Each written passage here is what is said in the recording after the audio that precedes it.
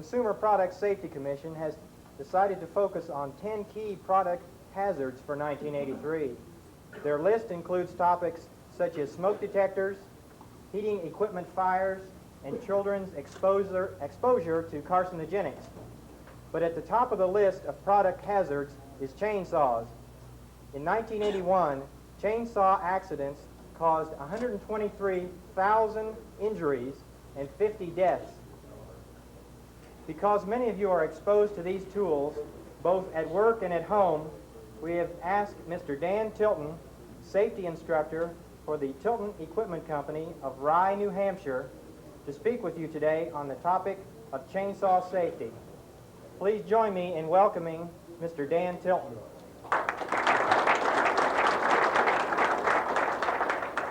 Good afternoon. Hello. One more time, my name is Dan Tilton. I come from Northampton, New Hampshire. I work for the company that imports and distributes these two saws up here. We distribute into 36 states east of the Rocky Mountains, and my job with our company is that of a safety instructor. I was very fortunate to be offered an opportunity to go to Sweden when I graduated out of high school, and I spent about 4 months in the woods of Sweden learning how they harvested trees. And we thought they had a lot of good ideas, and we thought we'd bring them back to this country. So I spent the last 5 years of my life conducting seminars like we're going to hold here today. We're going to take you from one end of chainsaw safety to the other in 1 hour. I normally run about a 3.5-hour seminar, so it's going to be very condensed and very quick flowing. So I'd also like to introduce two of our reps that cover the state of Illinois. In the southern part of the state, we have Mr. Jack Roberts. Afternoon, gentlemen. And our sales representative in the northern part of the state is Mr. Vern Waters. Okay, I told you how many accidents we've been having with chainsaws. The accident rate has doubled, more than doubled in the last 5 years with chainsaws in this country. This is a potentially dangerous tool that we sell, and this is why we go to the effort at trying to educate the end users. This little hand tool right here is probably 10 times more lethal than a gun. And it is for that reason that we teach chainsaw safety. To begin with, what I'd like to start out with today is discussing the features of a chainsaw, the safety features, why they're put there, and why I recommend you look for them on a saw. One thing that's growing very rapidly, one feature becoming very popular, is anti-vibration. You notice that the handles on this saw wiggle. They're mounted in rubber. Why do we anti-vibrate chainsaws? What are we trying to prevent with it? Fatigue. If you've ever run a rigid-mounted chainsaw that wasn't anti-vibrated, you might have noticed your hands went to sleep after a couple of hours. It's very hard to maintain a good grip on a chainsaw when you can't feel your hands, so this is one reason that we anti-vibrate them. But there's a much deeper reason for anti-vibrating a chainsaw. We are trying to prevent an affliction which is known in the medical industry as carpal tunnel syndrome. Anybody ever heard of that? Very common in middle-aged women. Carpal tunnel syndrome is a medical term used to describe a circulatory disailment which is caused by vibrating hand tools. Whether you operate a pneumatic jackhammer, a compactor, a chainsaw that's rigidly mounted,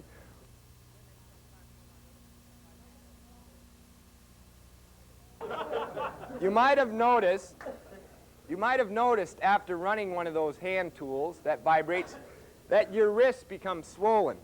Ever notice that with a rigid-mounted chainsaw? You run it for a couple hours, it seems like your wrists swell? They do. And what you've got in your wrist is a ligament that surrounds your wrist like a bracelet.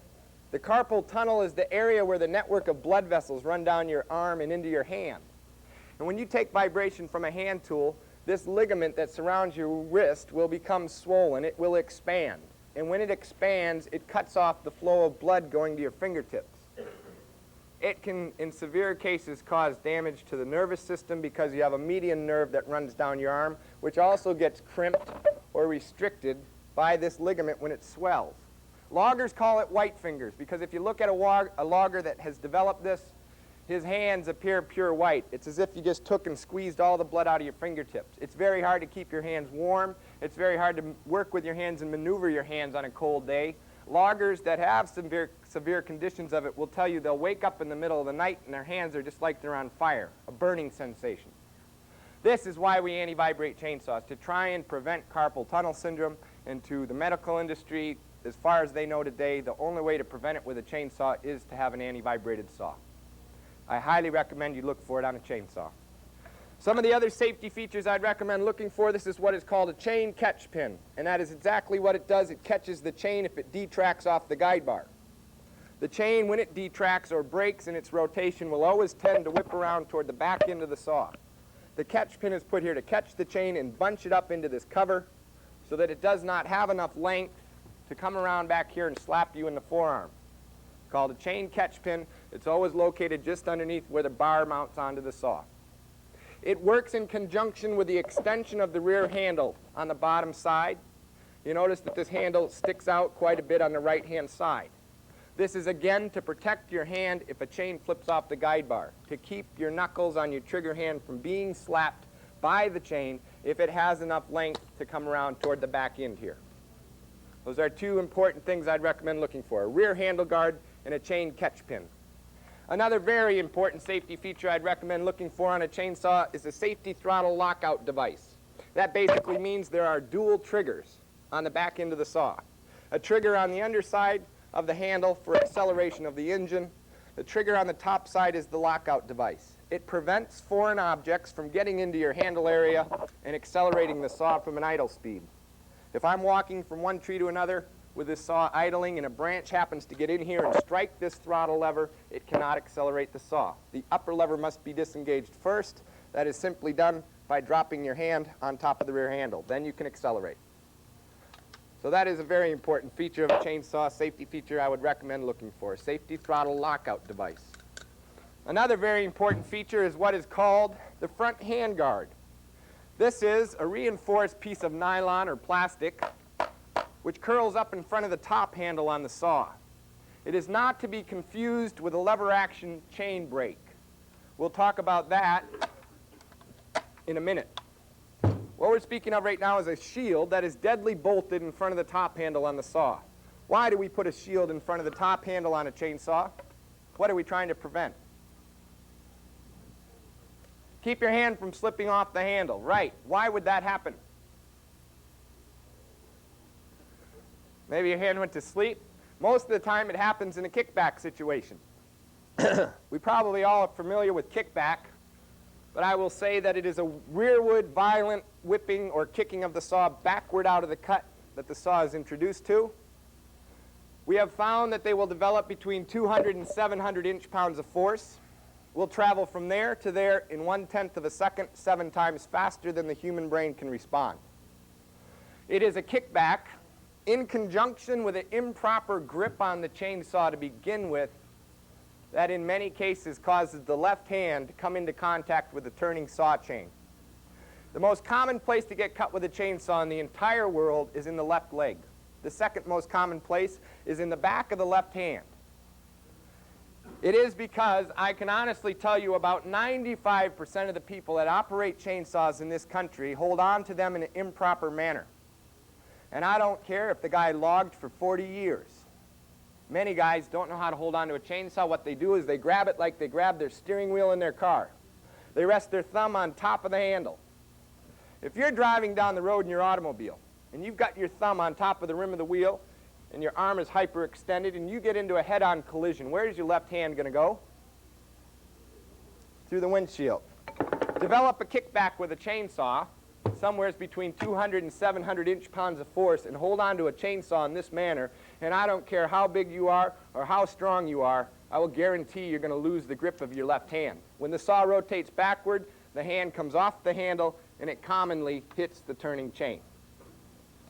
That is why we put a shield in front of the top handle, so that if a person does not understand the proper grip and gets a kickback, the guard will catch his hand and keep it from going down and hitting the turning chain. If you remember one thing out of what I have to say here today, remember this.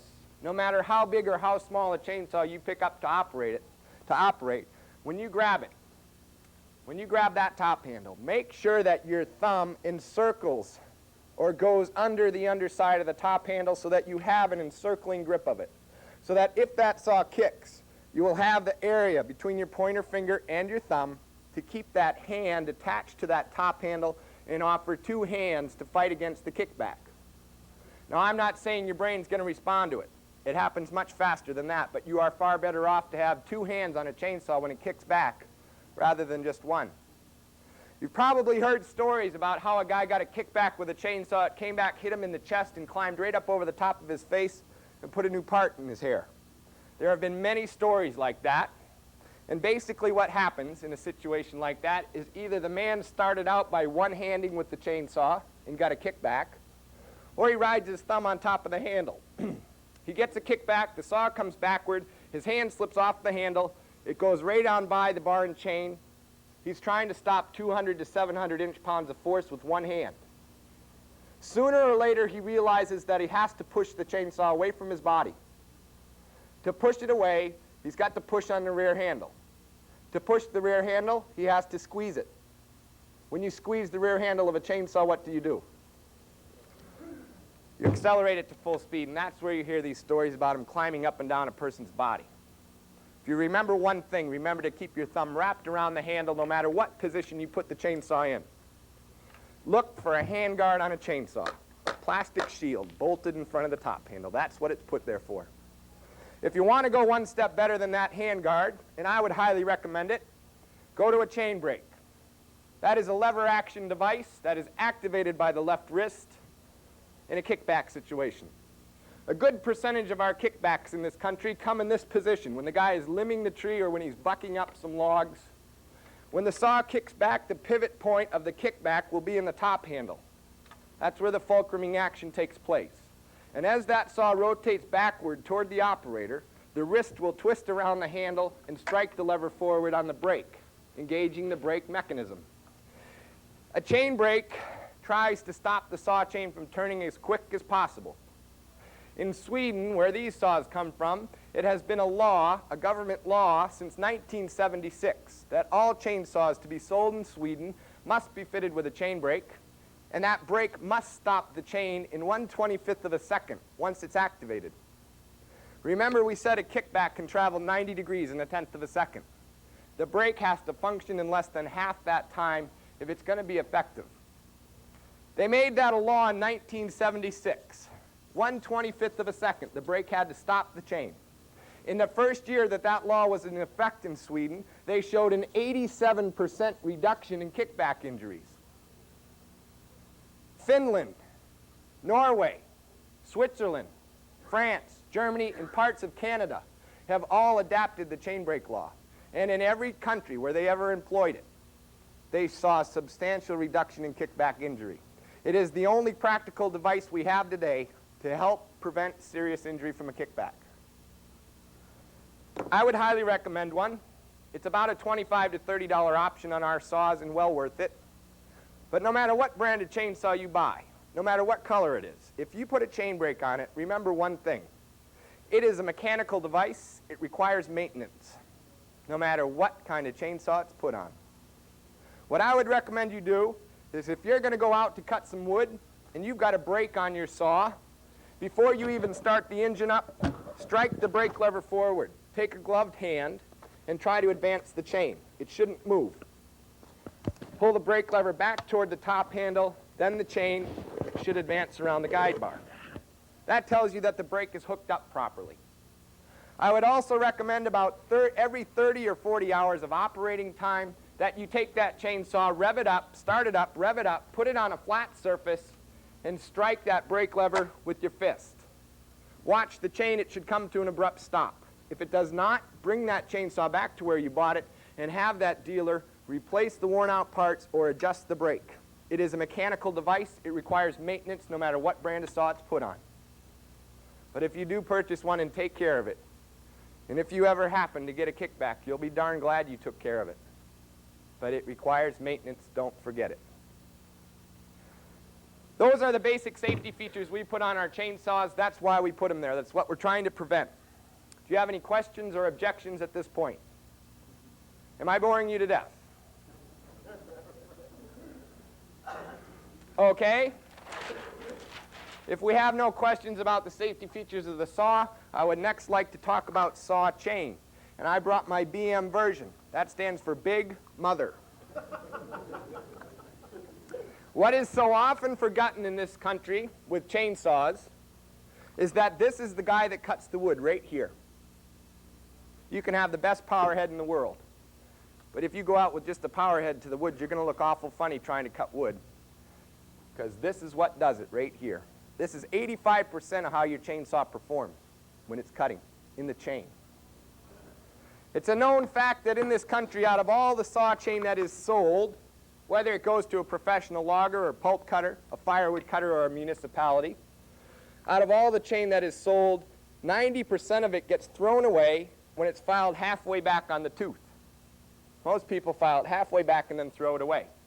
If you pay $20 for a loop of chain and get that much life out of it and throw it away, you're throwing away $10 every time you get rid of a chain. Because you should be able to file a saw chain right back to the corner on the back end of the tooth. Now, I'm not telling you to go cut frozen hickory with that chain that's filed back that far, because you might break teeth off it. But that's how much life is built into a chain, and that's how much you should appreciate out of it if you maintain it properly. And in fact, it should be cutting faster than when it was brand new, when it's back to its last filing.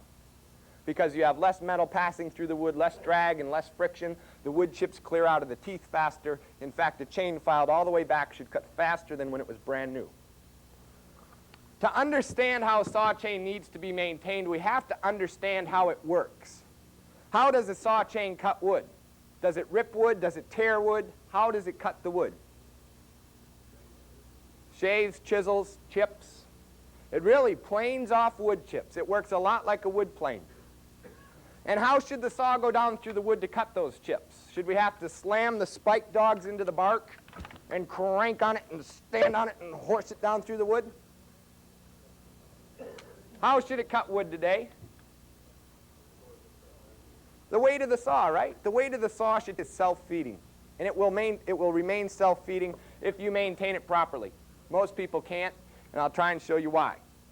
First of all, what I'm going to do is I'm going to draw a big cutter on the board, a real big cutter. And I'm going to name the basic parts of it so that we have common terms as we discuss it. This part of the tooth, the sharp edge on the front of the tooth, is what we call in the chainsaw industry the leading edge. It is the first part of the cutter to strike wood because it's the tallest part of the cutter, the highest point on the cutter. We therefore call it the leading edge. The dull protrusion that you find in front of every cutting edge has many different names in the many different parts of this country. I've heard them called nubs, bumps, jumps, clears, rakers, drags, and depth gauges. What do you guys call those? Drags? Do I say it right? Drags? Okay, we'll call it a drag for now. It has two totally different and independent jobs, and that's why it has 27 names. The chain is held together by rivets. That's why it gets all kinked up in knots so that you can't untangle it. Those are the rivets that do that for you. And you have two contact areas of the cutter that touch the guide bar from time to time on the bottom side. They are the heel on the back end and the toe on the front end. Those are your basic parts of the saw chain cutter. How does it cut wood? Well, let's bring a piece of wood into this cutter and see what happens. The wood will come across the top of the drag, and it will come in and strike the leading edge because the leading edge is a little bit higher than the drag. And because this chain is totally suspended on rivets, what is going to happen when impact is made into this cutter tooth? It's going to tip back. It's going to rock back on its heel. How far on a properly tensioned saw chain can the cutter rock back? What's going to prevent it from rocking back any further? The drag. Because the drag and the leading edge or the cutter tooth are one solid piece of metal regarding or minus these rivets. So when that cutting edge tips back, the raker gets lifted or the drag gets lifted. And when it comes up and strikes the wood, the cutter can't rock back any further. It has determined the attack position of the saw chain. It is now ready to go get a wood chip. And believe it or not, that is literally what it does, is it goes to get a wood chip. A saw chain leaves the guide bar to cut the wood when it's maintained properly. Once this cutter is rocked back in this position with the power that we have being developed back here by the motor, it will cause that cutter to gouge into the wood at that direction. It will come away from the bar and begin to plane a wood chip. The chip is not planed off until the power head catches up with the tension of the chain and pulls it back down onto the guide bar. That's when the chip is severed off. It settles on its toe and then settles down back on its heel again. The wood chip that is taken out by the cutter passes through the underside of the chip channel, this area right here, and it comes out the back end of the tooth. It falls in between the two cutters on the chain. Remember, it is held in there by a gap or a kerf in the wood.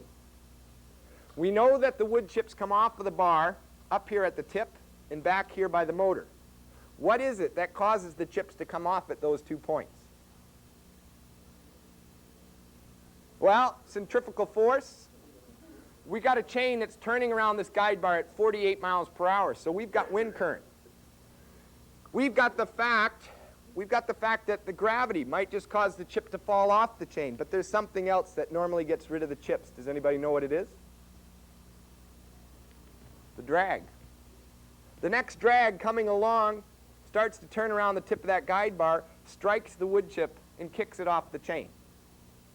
Thus, we call these depth gauges because they gauge the depth that the cutter can rock back to bite into the wood, and we call them drags or rakers because they drag or rake away the wood chips. What I'm saying to you basically is that a saw chain cuts with a camming action and it leaves the guide bar to cut the wood. It strikes the wood, tips back on its heel, penetrates the wood, and comes back down again. It is constantly going through camming actions to cut the wood. Many people won't believe that. They'll say, okay, a cutter will tip back because it's on rivets. But it skates down the guide bar. It doesn't leave the bar to cut the wood. It skates down the bar, they tell me. If a saw chain cutter tipped back and skated down the guide bar, why don't we pull out wood chips that are 16 inches long?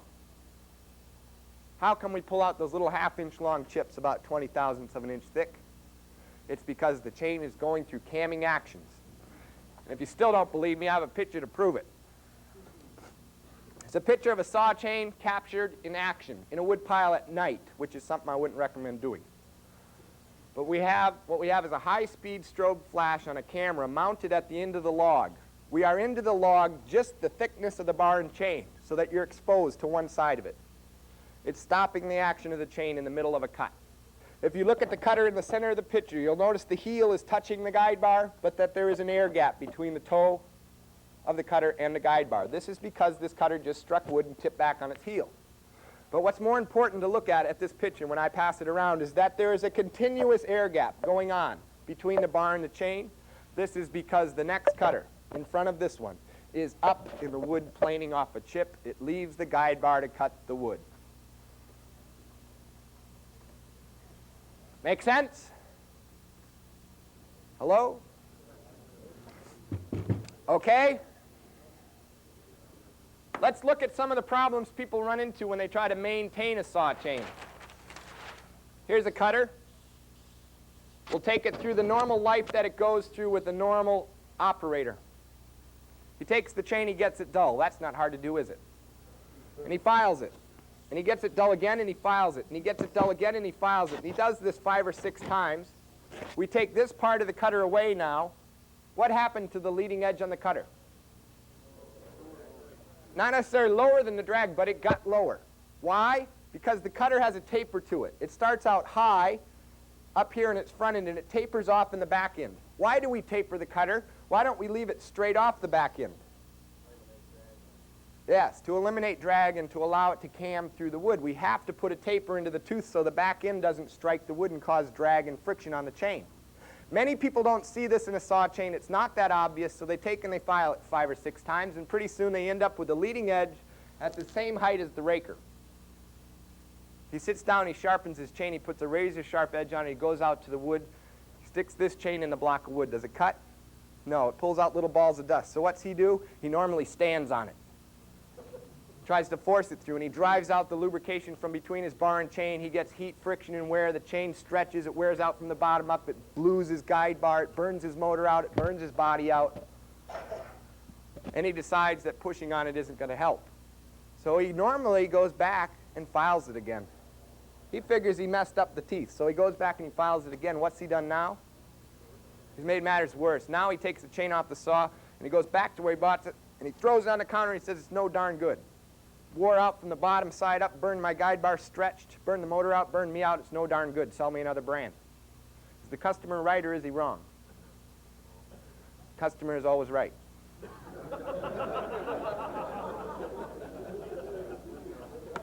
What did he have to do to make this chain perform again? File the drag. Should he take his flat file out and just take 3 licks off each one? Okay.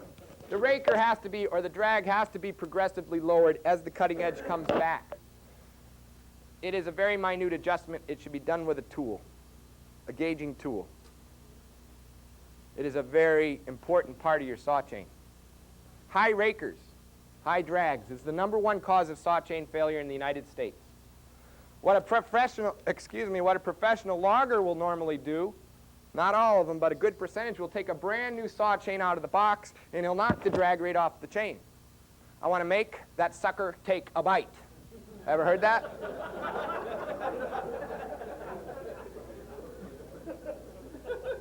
Anybody ever cut with a chainsaw filed that way? What you might have noticed, if you rub that chainsaw up and set it on top of a block of wood, it tries to suck the saw right out of your hands. Or you put it in from underneath to try to undercut, and it throws you back out of the wood every time. Well, it's getting too much wood. That's why it's pulling you over the log or pushing you back, because it's stalling the travel of the chain, because the chain can't take out that much wood in one pass unless you have a very powerful engine. And if you run a chainsaw like that for any length of time, you're going to have very strong stomach muscles, if not a hernia. And the rocking action of that chain is going to be exaggerated to a point where it slams back down on its heel every time it strikes wood. Because when we let this much wood come in and strike that tooth, it doesn't tip back on its heel. It drives back on its heel. And it wears the chain off on the heel at an angle like such up toward the rivet, and when it meets the rivet, it snaps and breaks. Normally when about 1/3 of the life has been appreciated out of the tooth. Chain has to be thrown away. That's money you're throwing away. Those are the 2 most common problems with saw chain failure in the United States. Does anybody know what the raker setting is on a brand new chain? Yes, sir. You hit it on the button. Some of them are 28, some are 30. As a general average, there's about a 25,000th difference in the height of that drag and the top of that tooth. Now, when we take a cutter and we get it filed all the way back down to its last filing, what should the raker setting be then, or the drag setting? 25 thousandths. What do you guys say?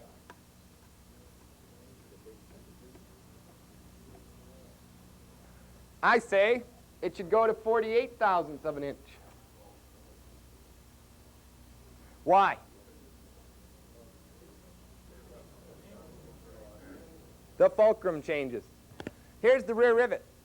That's where the camming action takes place in a saw chain. So if we draw a line through that rear rivet and look at a new cutter, when wood comes in and strikes that cutting edge right there, does that cutting edge tip up or down? Tips up. File that cutter past the center line of that rear rivet and bring wood across and let it strike that cutting edge. Does it tip up or down? Down. We're on the opposite side of the fulcrum point. And because that cutter tips down and away from the wood, we've got to take more off that raker to allow it to tip back further so it can get the same size wood chip as when that cutting edge was on the opposite side of the fulcrum. Make sense? Okay, a couple other things people run into with filing chain. When it comes from the factory, it looks something like this. It has almost an 85 to a 90-degree corner or side angle on the side of the cutter. When people file it 5 or 6 times, many times they end up with it looking like this. We call it a hook. What causes a hook on a saw chain? Too small a file, the file rides way down here in the tooth, or just pushing down too hard on the file without having something to hold it up. We file away the side of the cutter. Did we touch the leading edge on the chain?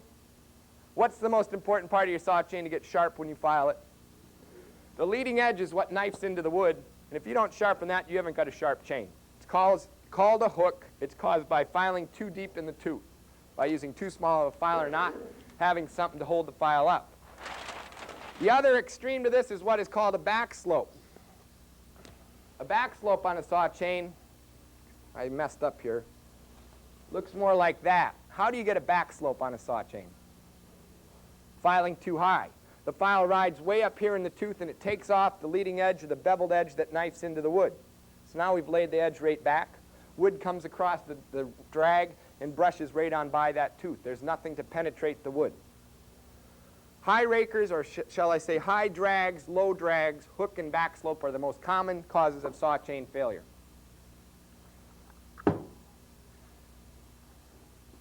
I have a tool that I could recommend to you for filing chain. It's called a filoplate. It's a flat, case-hardened steel template that lays on the saw chain and physically holds your file up away from the rivets. And it progressively lowers your raker to a 48,000th setting as the tooth gets filed back, because the plate sits on the leading edge of the cutter to measure the depth of the depth gauge. So as this cutter is filed back, the plate drops lower and exposes more of the drag to be brushed off. It takes it from a 25 to a 48,000th setting, which is what you need. We have information on this little plate up here. If you want to collect some when we're done here, you're welcome to. Okay, do we have a good understanding of saw chain, how it works, and some of the maintenance problems people run into? I would like to show you one chain you don't want to buy. That's one with the teeth on the inside of the loop. It's very difficult to put onto your bar. If you ever get a chain that's inside out like this one, what you want to do is turn around in a circle and get the teeth back on the outside. And if you ever want to drive a guy crazy, wait till he takes his chain off of his bar and get him to turn his head and turn his chain inside out, and he'll do a lot of cursing trying to put it back on the bar.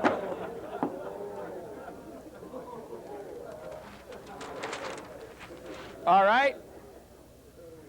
Chainsaw kickback. If we understand how saw chain cuts wood, we can now start to understand why it kicks back.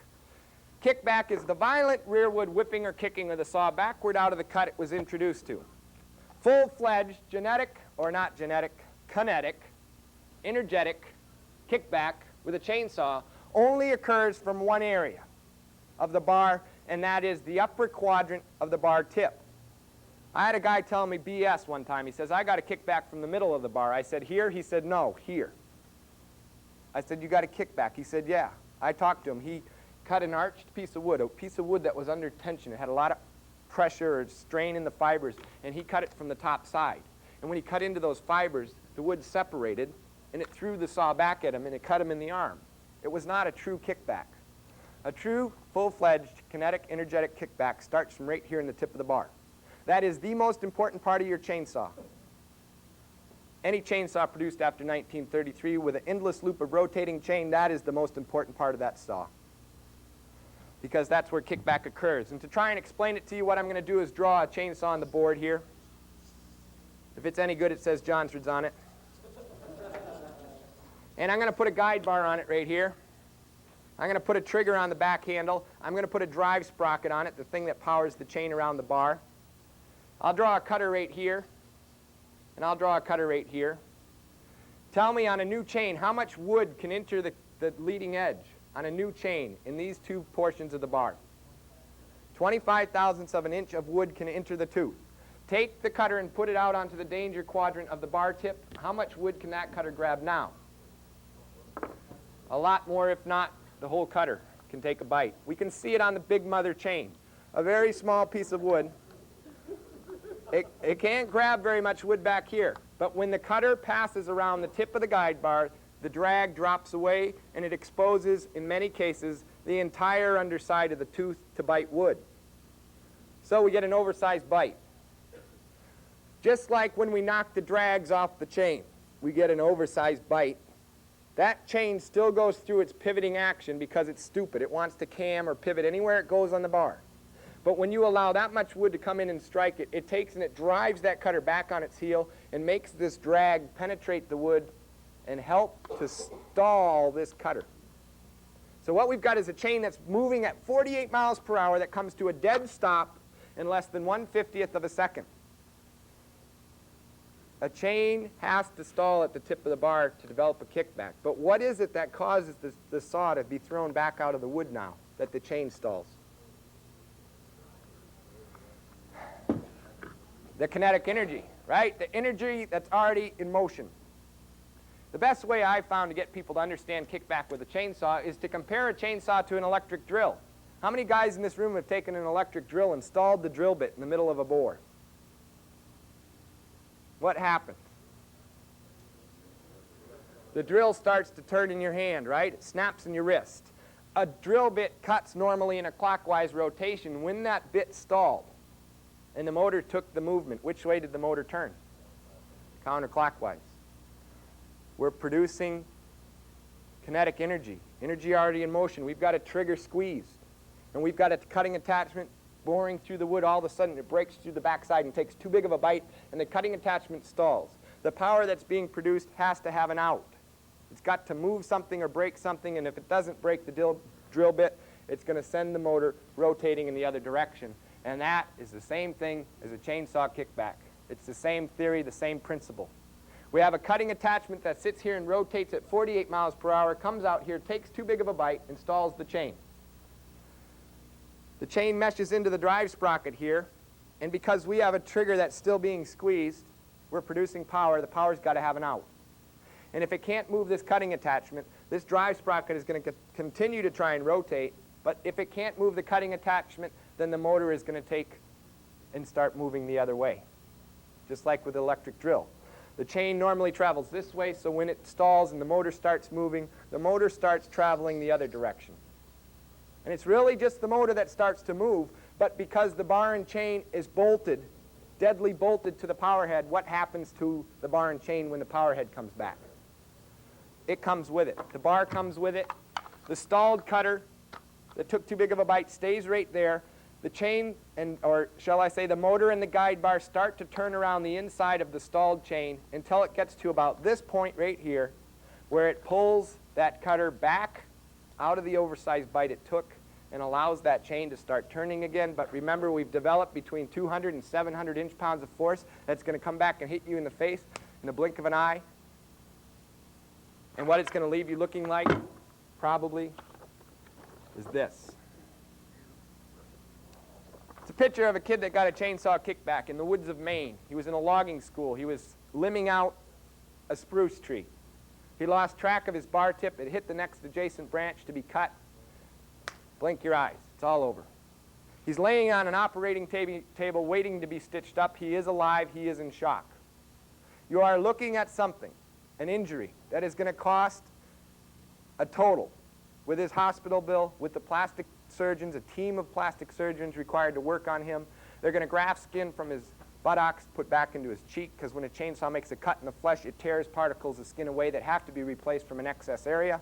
They're going to inject styrofoam under his skin to shape his face properly. Had it got into his eyeball, it could have cost him close to $100,000 to get fixed up again. I met a man from Consumer Power in Michigan that got a kickback that hit his eye, and it cost almost $100,000 before he was all done. This kid, you're probably looking at $10,000 worth of surgery, 7 days in the hospital, 3 or 4 months off the job, a very nasty cut that has a chance, a 1 in 5 chance of becoming infected from the impurities like bar and chain oil and wood dust that get into the cut. Approximately 15,000 Americans got a kickback like this with a chainsaw in 1981. I'm going to pass it around to you. It's a very gory picture. It's so gory that the blood's leaking out the backside.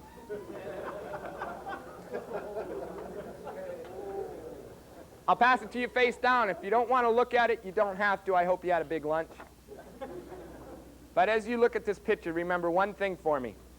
Remember one thing about this picture. It is, for the most part, preventable. It is not inevitable. It is not a matter of time before it happens. I've had loggers tell me, hey, you fool around with one of these things long enough, sooner or later it's going to jump back and get you. They're convinced that it's just a matter of time. It is not. It is, for the most part, preventable if you understand why it happens and how to go about preventing it. How would we prevent a chainsaw from kicking back? What's rule number 1? Hold it right. Rule number 1 is to maintain eye contact with that bar tip whenever the chain is rotating, whenever it's possible. Watch this tip. Don't let it strike an adjacent branch or an adjacent log. Maintain eye contact with the tip of the bar whenever it's possible. That's rule number 1. When you start cutting into a branch to take it off the trunk of a tree, look at the branch, determine how it has to be cut. But when you start cutting down through that branch, don't be concentrating on here where the branch is being cut. Concentrate on this, so that when it arcs through the wood, it doesn't strike the next branch to be cut and cause a kickback. Maintain eye contact with the tip of the bar. If I can't see the tip, which happens from time to time, if I have to undercut, I can't see the tip of my bar. Should I bend out there and look for it? What should I do with my left arm when I can't see the tip of my bar? Stiff arm it. Hyperextend your elbow. If I get a kickback right now, where's the kick going to go? Into my body, into my shoulder. If I'm holding it out here, it might go right up over the top of my head. I one day had a chainsaw, a big one. I accidentally stuck the tip in the wood, and it literally lifted me off the ground and put me 7 feet away from the log that I stuck the bar into. But my elbow was hyperextended, my arm was locked. Had I not had it locked, I would have had a scar down my face today. But if you hyperextend your arm, it's going to have to dislocate your shoulder before it can come up toward your upper body. So watch the tip, and if you can't see it, hyperextend your left arm. Do not straddle a chainsaw, but rather stay off to the side of it. So if it does kick and come up, the bar misses your head. Now, here I am, I'm undercutting, I got my arm hyperextended, and I get a kickback. Can anybody see what's going to happen? My hand's going to come off the handle because I haven't got my thumb wrapped. That's a very important rule to remember about kickback. Keep your thumb wrapped around that handle. Hyperextend the arm when you can't see the tip, otherwise watch that tip. Other things I can do to prevent kickback, let me ask you, which is safer, a chain that travels at full speed or a chain that travels at half speed? Which is safer? Full speed. Which is safer, a chain that is sharp or a chain that is dull? Sharp. Which is safer, a chain that has a proper drag setting or one where you knock the drags right off? Proper setting, obviously. But the faster the chain is moving and the sharper it is, the better the chance that it's going to blow through that wood fiber out at the tip rather than stall. If we prevent a saw chain from stalling at the tip of the bar, what have we prevented? Kickback. Some manufacturers of chainsaws tell you that any time you stick this tip into a block of wood, you're going to get a kickback. Is that true? No. The chain has to stall. How many guys in this room have ever been undercutting with a chainsaw and had it get pinched and hear a bop, bop, bop, and it starts to push the saw back at you? We call that pushback. But just to support a theory here, look at this saw right here. Here's the cutter that got pinched. It got stalled. The saw, you hear the bop, bop, bop, and it starts to push back out of the wood. What moves? The saw. The chain stays still. That pinch cutter stays right where it is. It pushes the saw backward, and when it gets to the tip of the bar, what's going to happen? It's going to arc out of the wood and send a kickback at you. Maintain eye contact with the tip when you can't see it. Hyperextend your left arm. Keep your thumb wrapped around the handle. Run your chainsaw at full speed, whether the wood is this big around or that big around. Chainsaw is meant to be run at full speed in the cut. Keep it sharp. Maintain proper drag setting. And there's one other thing you can invest in to prevent serious injury from a kickback. What is it? A chain brake. If you buy one, maintain it. Take care of it, so that if you ever need it to work for you, it will work for you. If you understand why a chainsaw kicks back, and you follow those 5 or 6 basic steps we just covered, you should never have a kickback that severely hurts you. It is, for the most part, preventable. Do you have any questions about kickback? How it happens, why it happens, how to prevent it? There's one thing that comes to my mind. When a chainsaw is in the undercut, and it pinches, and it starts to push backward out of the wood, what should you do? Let go of the throttle. I've seen guys stand there with a pinched chainsaw in the undercut and hold her wide open and start yanking on her. And when she comes, boy, she comes, because you're working with the kickback. You're helping it. You are far better to have a pinched chainsaw than a face that looks like that kid's. Okay, we understand kickback. Any questions about it? I failed to tell you when I started today that I'm going to be talking about harvesting trees at the stump. I understand a lot of you guys get up in buckets and you climb and stuff like that. I'm not very well versed at that type of cutting. I'm going to be talking about total tree harvesting at the stump, making a notch in the tree and a back cut and tipping it over. When you go to the woods to cut wood, and I'm thinking more of firewood now, There's 3 things I would recommend you do before you leave your house. 3 things to think about. Your physical condition is number 1. If you're drunk, stoned, or hungover, don't go to the woods with a chainsaw. It is 10 times more lethal than a handgun. You have got to be on your toes when you operate one of these. Don't make 2 six-packs of beer standard equipment when you go to the woods. Consider your weather conditions. If the wind's blowing 45 miles an hour, if there's an ice storm that came out through the night before and left ice all through the woods, don't go out there. Think about the weather conditions. And there's one other thing. There is one other thing you should think about before you leave your house to go cut wood. What is it? Expand on that just a little bit more. Take somebody with you. If it's impossible, tell them where you're going, when you expect to be back, but you should never go to the woods alone. There was a story of a man deer hunting in the Berkshire Mountains of Massachusetts about 5 years ago. He got bored sitting on deer stand. No deer came by. He put his rifle into his Jeep. He took his chainsaw out, and he was going to steal some firewood. He picked out a yellow birch or a poplar on the side of the logging road on which he was parked. He made a notch in the tree and a back cut. It tipped over. It went halfway to the ground. It hit another tree, and the butt kicked backward off the stump. It pinned the man's leg underneath the tree. He took his chainsaw and tried to make a cut on the log and roll it off of his leg. He couldn't reach all the way through the trunk. He put his chainsaw down, and he hollered for help for 6 hours, and nobody came. And at 6 o'clock that night, when that man was ready to freeze to death, do you know what he did? He cut his leg off. He wrapped a tourniquet around his upper thigh, started his chainsaw up, and cut it off at the thigh. He lived to tell the story. Don't go to the woods alone. Bring a responsible person with you. Do not bring your 3 or 4-year-old son out there or your pet dog. There were 428 kids under the age of 5 that were cut with a chainsaw in 1981.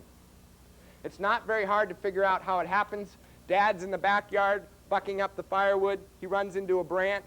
He goes to reach for it, and he sticks the bar tip in the kid's forehead that snuck up behind him.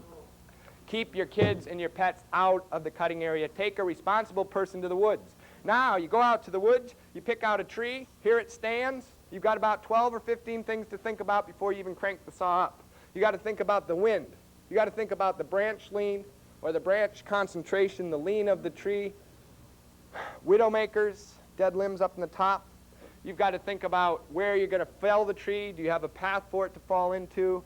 Where is your buddy? Where is your truck parked? Where are the power lines? Is there any rot in the tree? Do you have an escape route? Do you have a clear work area around the trunk? What technique are you going to use to fell the tree? Should you fell the tree? Should it be saved for future timber crops? There's a lot of things to think about before you crank up a chainsaw. One thing that I will expand on is widowmakers. What are widowmakers? Dead limbs that sit in the top of the tree you are intending to fall. What do you do when you find a widowmaker in a tree? Do you get your buddy to cut it down? What do? You have 2 options or 3 options. You can knock it out of there, take your pistol out, or lasso it, or climb up there and knock it out. Or you can avoid the tree completely and go to another one. Let nature take its place. Or you can get your buddy over there to spot it for you. And that's what I would recommend doing. When you find a widowmaker in a tree, tell your buddy, come over there. See that widowmaker up there? You watch that thing. You take this handful of dirt or this snowball, and you watch it. And if it moves a half an inch while I'm in there making the cuts on that tree, you throw that dirt at me, or you throw that snowball, or you hit me over the back with that branch so I know it's coming. When you find a widowmaker in a tree, either leave it alone and go to another tree, or get your buddy to spot it. I met a man in Mankato, Minnesota that lost a boy 19 years old to a widowmaker that was 1.5 inches in diameter. Objects that fall 40 feet, free fall 40 feet out of the top of a tree, a branch 1.5 inches in diameter, 5 feet long, can kill you if it hits you in an unprotected area of your head. That's why I highly recommend you wear a helmet out to the woods when you fell trees. It is for deflection of falling objects. One other thing I'll tell you is that when you're out in the woods and you fell a tree, many guys only look for widowmakers in the tree they're going to fall. A lot of times when a tree goes down, it will brush into another tree and knock a limb out and leave it hanging up in that standing tree. The guy backs out, he lets the tree hit the ground, he goes in there, and he starts knocking the limbs off. A gust of wind comes up, and it takes that broken off branch that came out of the tree on the way down and sends it down on top of him. So when the tree hits the ground, look back up. Look for widowmakers that might be suspended in other standing trees. Wear a helmet to the woods. Now, we consider the branch weight, the lean, the wind direction. We decide we want to notch the tree in this direction. We need an escape route. Here's the tree. We notch it to fall this direction. Do we escape this way, straight back from it? Do we turn around and run like hell? Or do we escape diagonally to the rear on a cleared path, backing away from the tree, shutting the engine off, and watching it as it falls? That's what you should do. Don't turn your back on a falling tree, and you shouldn't have to run away from a falling tree if you do it right. Escape diagonally to the rear. You've got saplings you've got to clear out of here to clear out your work area. And there is something that I can highly recommend to you. Whenever you put a chainsaw in its felling position or on its side. Whoa. When you put a chainsaw on its side, whether you're going to make a back cut in the tree, whether you're going to take care of some limbs or some brush that's on the ground, do this for me. Pretend that your right wrist is glued to your right shin.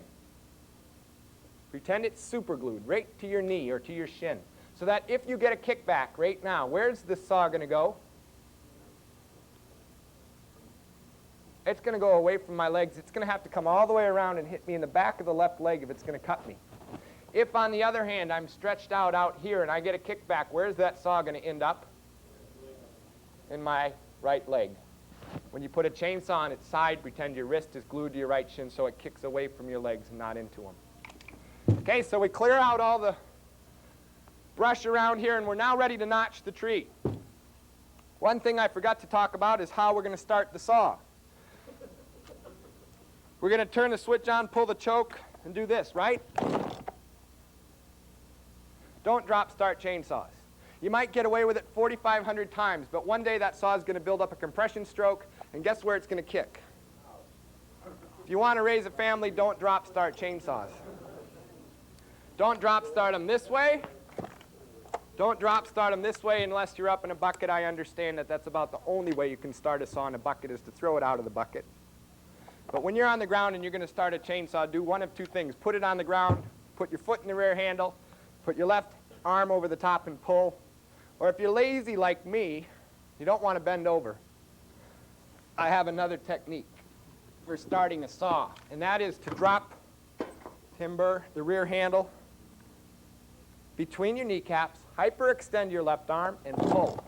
The only way this saw can slip is up. And I'm not going to let that happen. Okay? I don't have to bend over. I don't have to put the chain close to the dirt. I don't have to try to fit my foot in the rear handle where it doesn't fit. It's the simplest way and probably the safest way to start a chainsaw. Okay, we got the saw cranked up. Now we're going to make a notch in the tree to tip it over, right? How's that normally done? Here stands a tree. We're going to fell it this way. Normally people make a notch like this. A flat bottom cut or undercut coming in about a third of the way through the tree. Then they go to the top side, try to figure out what angle to go at to meet the other cut. Has that ever happened to anybody in the room? Where the two cuts didn't line up? Come back into this cut, and we knock the notch out. We're now halfway through the tree. You only want to go at the maximum 1/3 of the way through the tree. But now we've got a notch taken out. Tell me in degrees, how much of an opening do we have?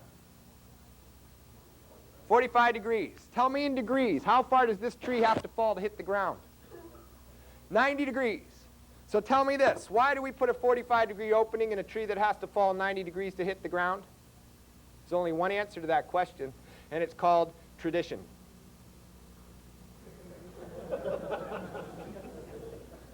When a beaver fells a tree, how much of a notch does he put in it? He goes all the way around. He's going to be safe no matter which way it falls. But he has about a 100-degree opening. Now, I'm not saying a beaver can teach us how to fell trees, but we might have an idea there. When we come into the back of this tree and make a back cut and leave some hinge, with this 45-degree notch, what's going to happen is this tree is going to go halfway to the ground. The two surfaces of this notch are going to close and meet. And then the hinge is going to get broken or ripped out. We've got a tree halfway to the ground. It's going the way we want it to fall. Do we have control of it? Is the trunk attached to the stump after the hinge breaks loose? And if that tree hits another one in its fall, where's the butt going to go? up and backward. Because of this, since chainsaws ran on their sides with diaphragm-type carburetors, in Sweden and in many other parts of the world, they've been making 90-degree notches in the trees. We are quite capable of doing it. What we will do is start with an uppercut.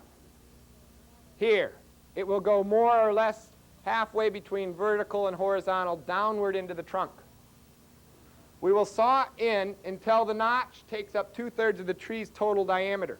That means from here to here, that is 2/3 of the tree's total diameter. So that when we leave a hinge in this tree, we will now have an anchoring point right there and an anchoring point right there to keep it from twisting as it falls. Now, when we make the undercut, we flip the saw over, and instead of bringing it in flat, we tip it over a little bit more, roll it over a little more, and slope the undercut.